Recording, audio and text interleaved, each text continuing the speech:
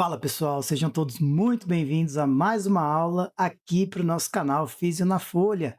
E agora, dando continuidade a lúpus eritematoso sistêmico, a gente vai falar da parte 2, onde a gente vai abordar os critérios de diagnóstico, lembrando que a gente vai falar sobre os domínios específicos a partir de agora, e depois a gente vai dar uma pincelada no tratamento, combinado? E a gente termina falando um pouquinho sobre lúpus, fármaco induzido, só para dar uma pinceladinha básica no que pode estar acontecendo nessa questão aí.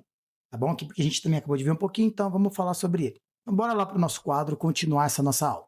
Lembrando que os critérios que nós estamos falando ali, né, de diagnóstico do lúpus, né, são os critérios EULAR, como a gente comentou, né, que junta tanto os critérios norte-americanos quanto europeus, que ele data de 2019, que é o mais recente que nós temos aí, tá? E que ele vai separar por domínios, tá bom? Então a gente vai falar que ele separa por domínios. E aí eu tenho domínios clínicos e domínios imunológicos. Começando pelos critérios ou domínios clínicos aqui, quando a gente fala do critério de diagnóstico, quem que a gente vai ter? Começando o principal, que é o principal não, começando ali pelo primeirinho de todos, tá, pessoal? Vamos falar que a gente tem um critério constitucional, certo? O que seria esse critério constitucional? No caso, seria uma febre. Paciente que apresenta febre maior do que 38,3 graus Celsius, a gente já fecha um critério constitucional aí. E ele vai valer para a gente 2 pontos, tá bom? Depois, no critério constitucional, a gente só tem esse fator aí. Depois a gente tem pele e mucosa. Pele e mucosa. Dentro do domínio pele e mucosa, o que a gente tem aqui? A gente pode ter paciente que apresenta alopécia, tá bom? Paciente que apresenta úlceras orais, tipo aftoides, tá bom? Também pode ser um paciente que apresenta um lúpus subagudo ou discoide, ou aquele discoide, tá? E também o lúpus agudo, que é aquele famoso rash malar, que é o paciente que vai apresentar o rash malar. Combinado? E aí, para cada um desses, a gente vai ter uma pontuação. Por exemplo, para a alopécia, a gente pode contar 2 pontos. Para as úlceras aqui, a gente pode contar 2 pontos. Para o lúpus subagudo, conta 4 pontos. E para o lúpus agudo, contam 6 pontos. E aqui a gente já abre um pequeno parênteses. O paciente ele pode apresentar todos os sintomas, ele pode ter tudo aí, vamos supor, mas eu não vou usar todos para contar na pontuação. A gente está falando que é por domínio. Então, por exemplo, aqui na febre, se tiver positivo, eu contei 2 pontos. Agora, na pele e mucosa, por exemplo, se o paciente tiver úlceras orais e lúpus subagudo, tá? Ele tem 2 critérios aqui positivos.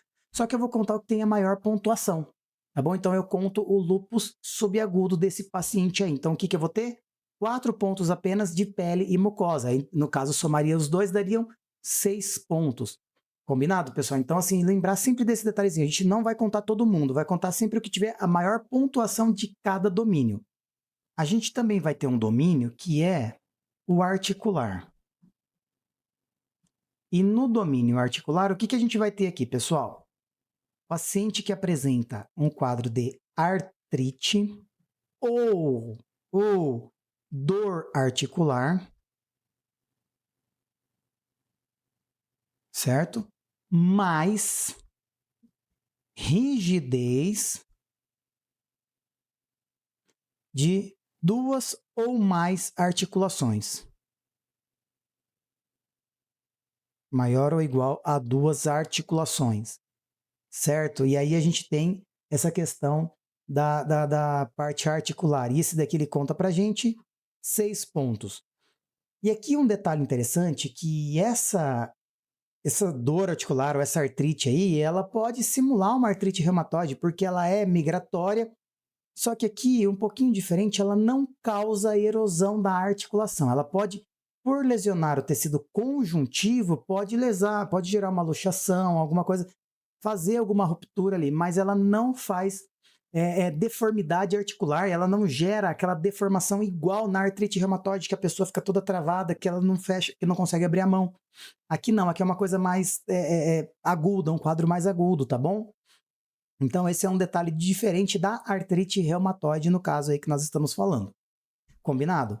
A gente também pode ter o domínio hematológico, ou quer dizer, a gente pode ter, não, a gente também tem o domínio hematológico.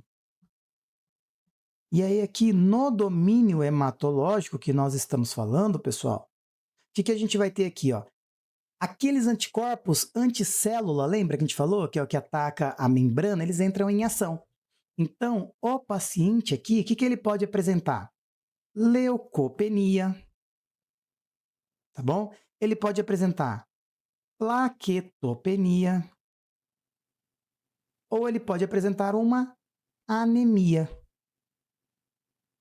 Só que aqui a gente está falando de anemia hemolítica, tendo em conta que a mais comum das anemias que a gente vai ver no lúpus é a anemia de doença grave, de doença crônica, perdão.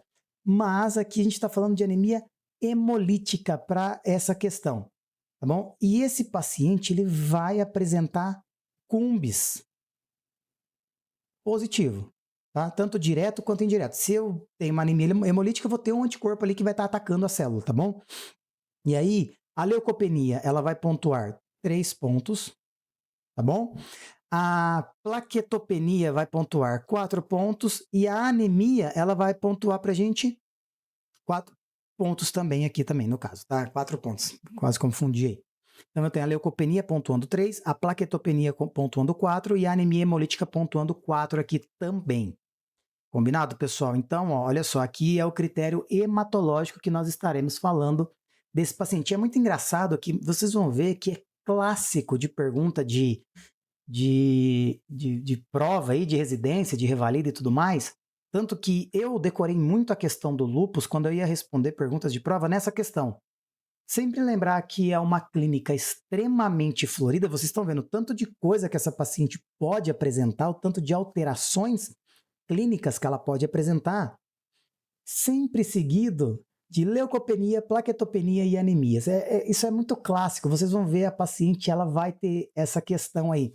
Às vezes eles não falam nem dos anticorpos, porque às vezes eles querem saber se vocês sabem qual anticorpo que a gente tem que pesquisar, entendeu?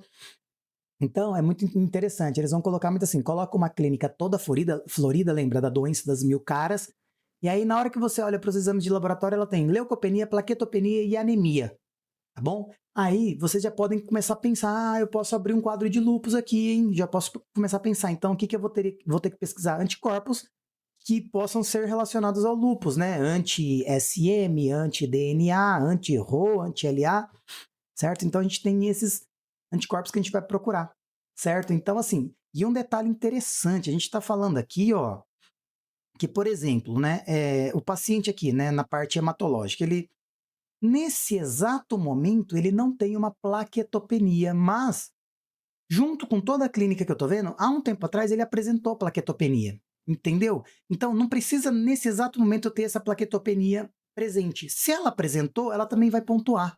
A pessoa também pontua, se ela já teve essa plaquetopenia, ou se ela já teve uma anemia hemolítica anterior, mas no momento agora eu não consigo ver essa anemia, então ela pontua também nisso daí.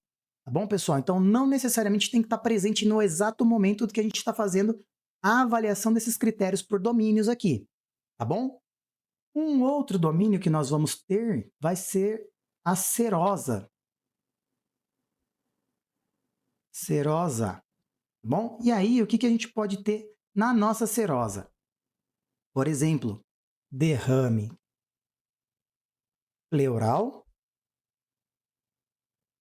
ou pericárdico. Tá bom, pessoal? E a gente também pode apresentar uma pericardite.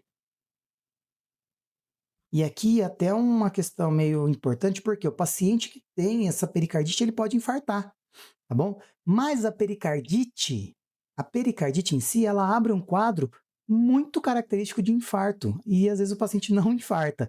Dor retroesternal ou tipo opressiva, com elevação do segmento ST, e vai dosar enzimas e às vezes não dá positivo, tá bom? Mas aí no caso a gente fecha para pericardite mesmo, tá bom? Tendo em conta aqui que derrame pleural ou pericárdico vai pontuar 6 e a pericardite ela vai pontuar 3 pontos aqui. Beleza? Então, a gente tem esses dois critérios aí também. A gente vai ter um outro critério aqui, né, que é o neurológico. E dentro do neurológico, o paciente ele pode apresentar quadro de delírio, ele pode apresentar um quadro de psicose ou um quadro de convulsão. Pessoal, e só para a gente separar um detalhe aqui, delírio é aquele quadro confusional agudo. Um paciente que às vezes ele chega no pronto-socorro, ele está bem, mas fica internado lá, de repente, à noite ele acaba fazendo um quadro de delírio, que ele não conhece ninguém, que ele não reconhece o pessoal, fala algumas coisas ali. Então, esse paciente, aí no dia seguinte ele amanhece bem, sabe? Então ele fica variando, alternando entre estar bem, lúcido, e estar fora da casinha. Tá bom? Então isso seria um quadro de delírio, é uma confusão aguda que esse paciente apresenta. Diferente da psicose, que o paciente pode apresentar delírio, tá bom? No caso do delírio aqui, ele vai ter aquela questão de tipo de estar sendo perseguido ou achar que tem alguma coisa errada ali naquele momento, tá bom? Ele vai apresentar os quadros de alucinação com o aumento da percepção, principalmente auditiva, no caso do lúpus ali. Tá? Então ele tem a alucinação. Ele também vai apresentar um quadro de um discurso desorganizado, então ele começa a falar coisas que não tem nada a ver, tá bom? Então é um pouquinho diferente a psicose. E a convulsão, né? Que o paciente pode apresentar quadros convulsivos ali. Tendo em conta que o delirium vai pontuar 2, a psicose vai pontuar 3 e a convulsão vai pontuar 5, tá bom? Qualquer um dos três aí que a gente estiver falando também vai entrar nessa conta. E a gente também tem o critério renal. A gente também tem esse domínio renal que a gente está falando. E aí é bem clássico do lúpus, né, apresentar esse critério aqui, porque o paciente que apresenta uma proteinúria, certo? Uma proteinúria de maior, no caso aqui, a 0,5 gramas por dia. Beleza, pessoal? Só que eu também tenho na questão do renal a biópsia que a gente vai poder fazer, tá? Porque esse paciente ele apresenta lesão renal. E a gente pode fazer uma biópsia desse paciente aí, e dentro da biópsia, o que a gente vai ver? Lesão dos glomérulos, daquela região do glomerular, né? Por quê? O antígeno, o anticorpo, quando ele é formado, ele se deposita nos tecidos. E quando a gente fala nível renal, ele deposita principalmente na parte glomerular. E aí a gente tem alguns padrões histopatológicos que a gente vai ver na biópsia. São 6 principais ali, mas a gente não precisa lembrar dos 6 porque são 2 que é o que a gente mais vai ver, que é o que mais acaba caindo em prova, que é o que mais tem no dia a dia, que é o mais comum. Dos 6 padrões, a gente tem que lembrar do 4º e do 5º padrão, tá bom? Qual que seria o quarto? O quarto seria uma alteração proliferativa difusa, tá? Proliferativa difusa. E no quinto, no caso, seria aquela alteração membranosa. E aí, tendo em conta que a proliferativa difusa é a mais comum, é a mais grave que a gente vai ver. E nesse caso aqui, a proliferativa difusa é aquela que o paciente abre um quadro de síndrome nefrítica. E além da nefrítica, ele abre um quadro mais grave. Então ele faz uma glomerulonefrite rapidamente progressiva, uma GNRP, tá? GNRP junto com a síndrome nefrítica. Então ele vai ter cilindros hemáticos, ele pode ter um pouquinho de proteinúria, tá bom? Então ele abre um quadro um pouquinho mais marcado da síndrome nefrítica. Diferente da membranosa, tá bom? A membranosa, ela abre um quadro de síndrome nefrótica, tá bom? Ela abre um quadro de síndrome nefrótica. Pode ter tanto o componente nefrótico, ou o componente nefrítico, ou ambos associados, tá bom? Só que aqui é o que a gente tem que lembrar, que a gente faz uma proteinúria pura, certo? A gente não vai ter aquele padrão de hematológico, sem hemácias no meio desse padrão aqui que a gente vai estar falando. Então, aqui que a gente acaba fazendo um pouquinho de diferenciação desse paciente. Lembrando que a proliferativa difusa é a mais grave e a mais comum. E aí, só para ter em mente aqui, ó, a proteinúria, ela vai pontuar quanto para a gente? Ela vai pontuar 4 pontos. E na biópsia vai depender. Depender de qual é a classificação ali do histopatológico, pode ser de 8 a 10 pontos. Tendo em mente que como essa proliferativa difusa ela é a mais grave e a mais comum, ela pontua 10. Olha só, pontuei 10. Tá bom? Então, a membranosa ela vai pontuar 8. Certo, pessoal? Então, olha só a diferença. E aí a gente também consegue fechar alguns pontos aí, fechar algum detalhezinho que é importante a gente saber, e a gente vai fechando todo o diagnóstico. E aqui a gente falou das partes do diagnóstico clínico no caso aqui da parte clínica do diagnóstico, né? Então agora a gente também tem o critério imunológico, que a gente vai ter que falar um pouquinho. Tá? Quando a gente fala dos critérios imunológicos, ó, e aí, o que a gente tem que ter em mente é o seguinte, que eu posso ter alteração, por exemplo, no anticorpo, eu posso apresentar um anticorpo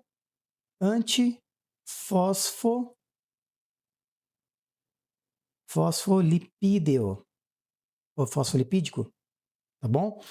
Se eu apresentar qualquer um dos 3 anticorpos, tá bom? A gente vai pontuar. Tá? Então, qualquer um dos 3 anticorpos antifosfolipídio que aparecer ali, a gente pontua 2 pontos aí. Beleza?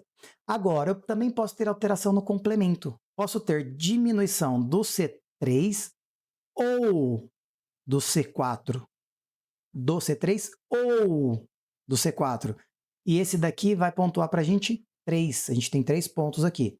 Agora, eu posso ter uma diminuição tanto do C3 e do C4. Se eu tenho os dois juntos, já é mais grave um pouco, tá bom? E aí a gente acaba pontuando 4 aqui. Beleza? E no final de tudo, a gente tem o anticorpo específico do lúpus. No caso aí, vamos supor, a gente tem o mais específico de todos, né? Que é o anti-Smith, ou SM, tá? Ou a gente também pode falar do anti-DNA. E aí, qualquer um dos dois que aparecerem, a gente tem 6 pontos. Lembrando que o que vai contar é o que mais pontua. Então, se, por exemplo, só achei C3 e C4 diminuído, eu vou pontuar 4. Mas se eu achei um SM aqui, eu já pontuo 6 direto. E aí eu faço aquela junção agora. Por exemplo, tá? Vou dar um exemplo besta aqui. O que a gente vai ver aqui? Então, chega lá, o paciente, a gente começa a fazer o diagnóstico, a gente tem um FAM positivo, só que está ali, na hora que a gente vê a titulação, ele está 1 para 80, vai? Vamos colocar o basicão ali, 1 para 80, 1 para 300 e lá vai cacetado. Alguma coisa ali. A gente já sabe que ele já está aumentado. Então, o critério de entrada eu já acabei de fechar. Só que a hora que eu começo a olhar a questão dos domínios ali, e eu começo a ver os domínios clínicos que nós estamos falando, a gente pega um paciente, por exemplo, que tem o lúpus agudo, ou seja, ele apresentou um rash malar. Tá bom? Então, no clínico ali, ele tem o rash malar, já são 6 pontos. Tá? Mas só que além desse rash malar, o que esse paciente ele apresenta também? Vamos supor que ele apresenta um derrame pleural, tá bom? Ele tem mais 6 pontos. Tá? E além do derrame pleural e do rash malar, a gente vai lá e olha e encontra um anti-Smith. Ele tem mais 6 pontos ali também, então ele vai totalizar 18 pontos. Tá bom? Então, é assim que a gente acaba fazendo essa pontuação dos domínios que nós falamos, tanto clínicos quanto imunológicos. Beleza? Então, esse paciente aqui ele tem maior ou igual a 10 pontos, mais um FAM positivo, maior ou igual a uma titulação de 1 para 80. Fechei lúpus eritematoso sistêmico, pessoal. Não se discute mais. E aí, a partir do momento que a gente fecha o diagnóstico, a gente vai partir para o tratamento. Tá bom? E falando de tratamento do lúpus, vai depender da gravidade da doença, da atividade da doença. Tendo que algo que todos os pacientes que tenham lúpus precisam fazer são os cuidados pessoais, né? Por exemplo, sol, evitar a exposição solar, ou quando tiver a exposição solar, usar protetor solar. Bom? Usar o protetor solar. Se é um paciente que fuma, cessar o tabagismo. Então, ó, parar de fumar. Se é um paciente que tem algumas outras comorbidades, ele deve tratar essas comorbidades e tudo mais. Mas aqui, algo que é mandatório para todo mundo é a hidroxicloroquina. Ou seja, um antimalárico, olha só. Aquele antimalárico é muito bom para tratamento do lúpus. E a gente vai ver que, em muitos casos, o uso da hidroxicloroquina remite tanto a doença que não há necessidade nem, às vezes, de entrar com um corticoide, por exemplo, que a gente vai ver em algumas fases superiores, depois ali, posteriores, quer dizer. Certo? E lembrando, entrou com a hidroxicloroquina ou com a cloroquina, o paciente fez remissão, não pode parar o uso dessa medicação, porque senão a doença vai voltar e vai agudizar novamente, tá bom? Então, mantenha a hidroxicloroquina, tendo em mente que ela pode ter algumas alterações, né, pessoal? Lembra que, tipo, a hidroxicloroquina, ela pode ter alterações em retina, ela pode ter elevação do aumento, alargamento do intervalo QT no eletro, tá bom? Então, a gente sempre tem que estar de olho nessa hidroxicloroquina aqui. Lembrando que ela pode poupar o uso de corticoides. Agora, quando a gente fala de um lúpus leve, que é aquele lúpus que tem algumas afetações de pele, de serosa, coisa mais cutânea, uma coisa mais tranquila, uma artritezinha mais leve e tudo mais, tá bom? O que a gente pode usar? Anti-inflamatório, certo? E aí eu posso ou não optar por corticoide, tá? Por exemplo, tem alguma lesão de pele, eu posso passar um corticoidezinho ali para acabar ajudando nessa lesão de pele, então vai depender muito aí, tá bom? Agora, quando a gente já tem um lúpus mais moderadinho ali, já tem algumas afetações um pouco mais importantes, tá? Então, aqui no caso, o corticoide vai ser mandatório, tá bom? Corticoide vai ser mandatório. E aí a gente pode ou não lançar mão de um imunossupressor, tá? Um imunossupressor. E aí, quem que a gente está falando de imunossupressor aqui? Azatioprina, o micofendolato. Então, assim, o micofendolato é legal que ele é total flex, né? Ele serve tanto para moderado quanto para grave, né? E o paciente que tem o lúpus grave, que tem muitos sintomas, tem os anticorpos, tem alteração hematológica importante, né? Nesse caso aqui é pulsoterapia, ou seja, corticoide venoso, mais ou menos imunossupressor. Tá bom? E aí aqui no caso do imunossupressor aqui, ó, é a ciclofosfamida que a gente pode usar, o rituximab, tá? O micofenolato também, que a gente falou, acabou de falar ali. E o legal do micofenolato é que quando a gente fala de nefrite lúpica, paciente que apresenta nefrite lúpica, a gente acaba lançando mão do micofenolato, tá bom? Mas aí vai depender muito de cada paciente, do critério que a gente vai usar para fazer o tratamento e conduzir o tratamento desse paciente. E lembrando que o paciente ele também pode apresentar um quadro de lúpus fármaco-induzido, certo? Esse lúpus fármaco-induzido, a gente já falou, que a gente tem algumas medicações, isoniazida, a hidralazina, tá bom? A procainamida pode apresentar também. E a gente vai ver que o que mais acaba gerando esse lúpus fármaco-induzido é a hidralazina, certo? A hidralazina, que a gente acaba usando muito no pronto-socorro, a hidralazina, principalmente pacientes que chegam com pré-eclâmpsia. A gente entra com a hidralazina, né? E aí ele vai apresentar aquele anticorpo anti-estona. Ele vai ser positivo, tá bom? E aqui, como é um detalhe interessante, é o seguinte, como ele é formado, ele é induzido pelo fármaco, então ele não é um lúpus real, não é um lúpus verdadeiramente. Ele é um lúpus-like, ou seja, é parecido ao lúpus, porque os sintomas que ele apresenta são parecidos ao lúpus. E como é fármaco induzido, então ele não tem muito um predomínio para mulher ou para homem ou para idade. Então pode ser uma mulher, pode ser um homem, pode ser mais idoso, pode ser mais jovem, depende de quem está usando a medicação, tá bom? E aí o que a gente vai ver aqui, que é o detalhe interessante, ele poupa rim e sistema nervoso, ele não afeta rim nem sistema nervoso. Tá? Se for um lúpus fármaco induzido, a gente não vai ter afetações renais nem afetações neurológicas. E se para a gente fazer o tratamento desse paciente aqui é só suspender o fármaco. Às vezes a gente entra com um anti-inflamatório, alguma coisinha ali para as apresentações que possam ter de sintomas, mas é só suspender o fármaco que a gente já fala de melhora do quadro desse paciente com lúpus fármaco induzido. Combinado, pessoal? E assim a gente termina a nossa aulinha de lúpus eritematoso sistêmico. Espero que tenham gostado dessa aula, que eu tenha conseguido passar essa informação para vocês que eu precisava, que eu gostaria, da forma mais clara possível. tá bom? Qualquer dúvida, volta, revisa, veja quantas vezes for necessária essa aula para gravar bem, lembrando sempre de quando a gente fala dos critérios ali dos clínicos, a gente tem que ter, os anticorpos a gente tem que ter, tem que saber bastante sobre isso, né? Tratamentinho é mais tranquilo um pouco ali, lembrar sempre da hidroxicloroquina como fator fundamental no tratamento. E é isso, pessoal. Se você gostou dessa aula, curte, compartilha, comenta, manda para todo mundo que pudesse beneficiar dessa aula aí. E tamo junto, até a próxima aula, a gente se vê.